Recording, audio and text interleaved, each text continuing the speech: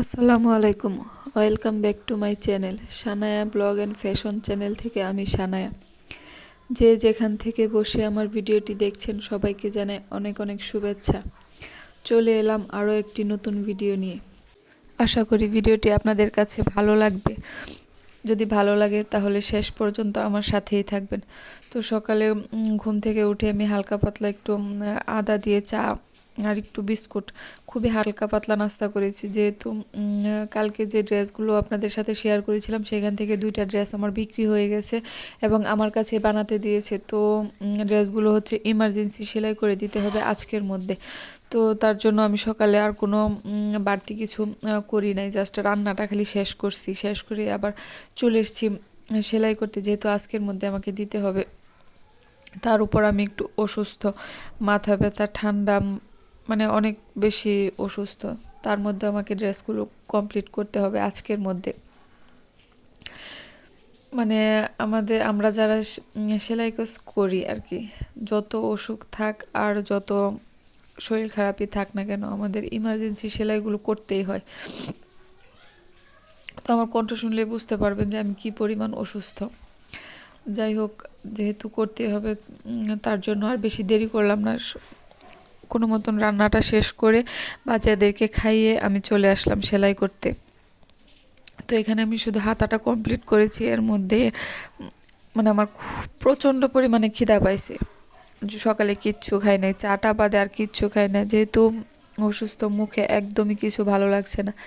মানে তরকারি তো দেখতে ইচ্ছে করতেছে না, তাই ভাবলাম যে ঝাল ঝাল করে ডিম ভাজি করে দেখি খেতে পারি কিনা। তো এখানে আমি ঝাল ঝাল করে পেঁয়াজ, মরিচ, লবণ এগুলো খুব ভালো করে মাখিয়ে ডিমটা ভেঙে নিচ্ছি।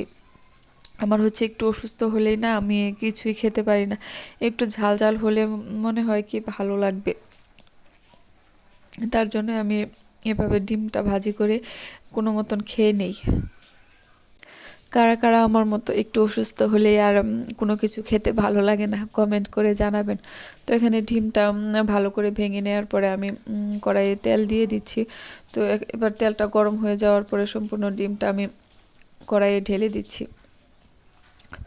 আলহামদুলিল্লাহ, অনেক অনেক আসলে শুকরিয়া যে আমার ড্রেসগুলো আনার পরেই মানে 2টা সেল হয়ে গেছে। মানে আমার অনেক বেশি ভালো লাগছে।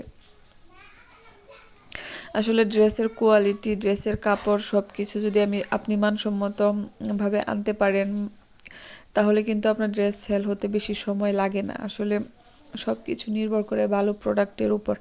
তো এখানে আমি ডিমটা ভালো করে ভেজে এবার আমি একটু শান্তি মতো খেয়ে নেব। তো খাওয়ার পরে আমি ড্রেসগুলো কমপ্লিট করে ফেলেছি। তো এবার আপনাদের সঙ্গে শেয়ার করি ড্রেসগুলো কেমন হয়েছে। বানানোর পরে আসলে অনেক বেশি সুন্দর লাগছিল। তো ভাবিকে বললাম যে ভাবি, আপনি কিন্তু জিতছেন।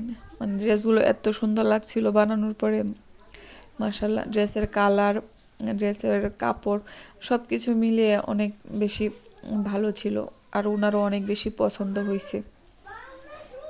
মানে জামার সামনের পার্টটার থেকে পেছনের পার্টটা আরও অনেক বেশি ভালো লাগছিল বানানোর পরে। তো এখানে আমি সব ড্রেসগুলো ভালো করে রেডি করে ওনাকে দিয়ে দেব।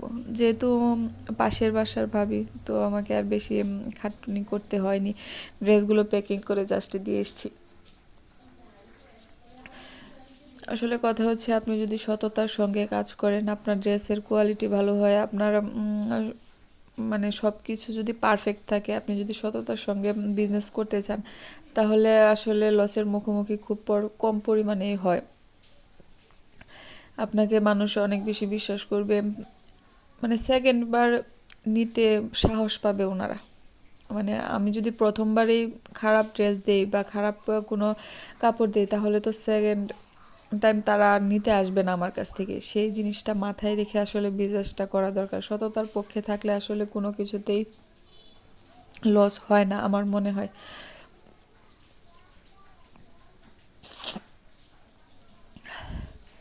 ভিডিওর এই পর্যন্ত যারা এসেছেন তারা দয়া করে প্লিজ একটা লাইক দিয়ে দেবেন। আসলে আপনাদের একটা লাইক আমাকে অনেক পরিমাণে সাহায্য করবে। আর যারা এখন আমার চ্যানেলটি সাবস্ক্রাইব করেননি, যদি আমার ভিডিওটি ভালো লেগে থাকে তাহলে অবশ্যই আমার চ্যানেলটি সাবস্ক্রাইব করে আমার পাশেই থাকবেন। এই ড্রেসটা আরও বেশি সুন্দর লাগছিল, মানে কালারটা দেখেন জাস্ট ওয়াও। তো এই জামার হাতাতেও আমি একটু ডিজাইন করে দিয়েছি। আসলে উনি বলেছিলেন যে দুটো জামার হাতা একই রকম হবে, তো কাস্টমারের ডিমান্ড অনুযায়ী আমাদেরকে কাজ করতে হয় বা আমরা কাজ করি, ওনাদের পছন্দ হলে আমাদের সার্থকতা।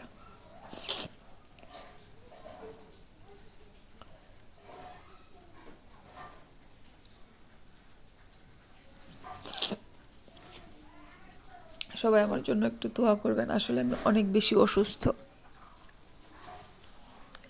আমি কথাই বলতে পারতেছি না, আমার মনে হয় কথা আমার গলায় আটকে আটকে যাচ্ছে, আমার এরকম অবস্থা হয়েছে।